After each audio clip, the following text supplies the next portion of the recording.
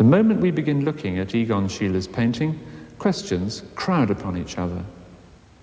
Why does the mother of two young children appear so gaunt and prematurely senile? Why are the children dressed up in brightly patterned party clothes? What is Schiele's reason for establishing so eerie a contrast within this monumental family group? Because so much of Schiele's work was confessional, it's helpful to start answering these questions in terms of his own agonized life. The chronic agitation and despair running through Schiele's art derived partly from his relationship with a mother who seemed entirely lacking in either sympathy or understanding. In 1910, when the 20-year-old Schiele had already begun to establish a reputation, he finally rebelled against his mother's incessant disapproval of work she considered ugly. He gave vent to his anxieties in a powerful composition called, with chilling finality, Dead Mother. No more extreme catharsis could possibly be imagined. This emaciated woman feebly trying to protect her baby with a wizened hand. But death is placed firmly in subservience to emerging life. A letter Schiele sent his mother at the time implies how autobiographical this painting was. Full of pride in the permanence of his achievements as an artist, he wrote, "I shall be the fruit which, after its decay, will leave behind eternal life. Therefore, how great must be your joy to have borne me." This youthful arrogance underlies all his early mother and child pictures, but 5 years later, after he had met his future wife, Edith, he'd begun to develop a wider and more humanitarian standpoint. In a delightful little gouache, which he called Sketch for a Purse for Edith, the mother and child theme was combined with a picture wall of animals, figures, and plants. This frieze looks as if it was drawn with the thought of Schiele's own children in mind. He married Edith on the 17th of June 1915, a date chosen to coincide with his parents' wedding anniversary, and they must have looked forward to starting a family of their own. Posing for a photograph at that time with their nephew, they could already be mistaken for a mother, father, and son.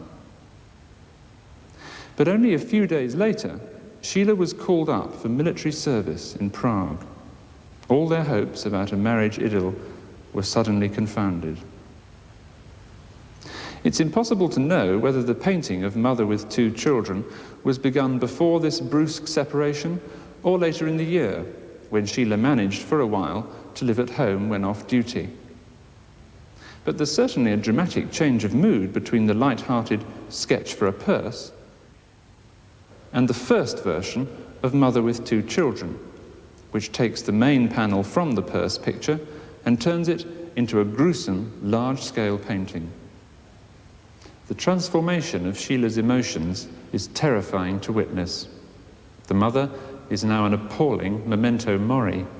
She and the child lying on her lap are like some repellent parody of the traditional Pietà group, where a lamenting virgin cradles her dead son. And Schiele adds to our disquiet by including another child who stares down at the reclining infant with undisguised horror. Mercifully, perhaps, this first version of the painting was never finished. Why had it been so alarmingly unbalanced? The likelihood is that Schiele's departure for the army, so soon after his marriage, reawakened all kinds of submerged fears based on childhood memories. It's significant that he decided to marry on the anniversary of his parents' wedding, for the fate of that union had dogged him all his life. Schiele's father was the victim of progressive syphilitic insanity, which led to his premature retirement. The strain on his wife was immense, and she aged very quickly as her first 3 children turned out to be stillborn. A faded photograph exists showing her with her 2 daughters and Schiele himself lying in his mother's lap. The poor woman was only 19 when this picture was taken, and as we study the photograph, its uncanny resemblance to Schiele's second version of Mother with Two Children gradually grows clear. The melancholy tilt of the mother's head, the shawl spread across her knees, the stiff postures of the identically dressed children all seem transposed from photograph to canvas. I don't, of course, have any way of telling whether Schiele's painting was consciously inspired by the photograph, but he often used photographic imagery as the basis of his work, and he was always ready to pose for the camera in exaggerated attitudes which parallel his own gesticulating self-portraits. So it's hardly fanciful to suppose that Mother with Two Children was influenced by the modest family snapshot. The painting isolates its figures against an expanse of gathering gloom. The ghostly traces of a previous family group, extending outwards to the sides of the canvas, imply that Schiele may originally have made them more animated, and they also emphasize the utter loneliness of the figures who now remain. But however deeply the mood of this somber painting may have been affected by anxieties of the most private kind, they shouldn't, in the end, be stressed too much. For the family in this picture has been removed to a more symbolic level of reality, where they personify attitudes to life rather than actual people. In fact, Schiele has left himself out of the painting.